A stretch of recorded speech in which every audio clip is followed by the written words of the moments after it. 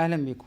تطبيق كاكا السريع عبر الانترنت، قروض عن طريق الموبايل. هتحمل التطبيق ده، هتعمل تسجيل دخول، هيطلب منك الاسم بالكامل، هيطلب منك صورة البطاقة، صورة سيلفي، هيطلب منك صلاحية الدخول على الصور والفيديوهات وجهات الاتصال بتاعتك.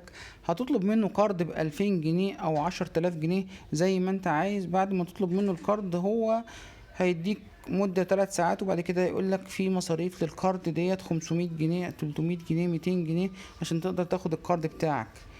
انت بحسن نية تدفع المصاريف ديت عشان، او الاشتراك بتاع التطبيق هتدفع المصاريف ديت بتاعت الكارد عشان تاخد الكارد على بعضه، لان هم بيقولك عشان تاخد الكارد على بعضه لازم تدفع المبلغ دوت.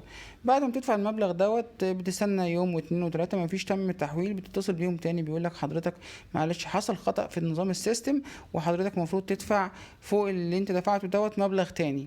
طبعا انت حضرتك عايز تنقذ المبلغ الاولاني فبتدفع المبلغ التاني، فبيتنصب عليك في مبلغ اكبر من كده، عشان التطبيقات دي كلها نصب.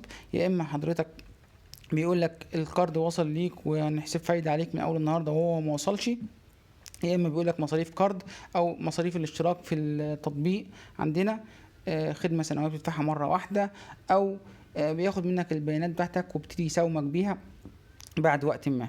لو ما كنتش تعرف البلاوي دي كلها في التطبيق، شير ولايك وسبسكرايب، وستناني تاني في تطبيق جديد في قناتكم اب ريفيو.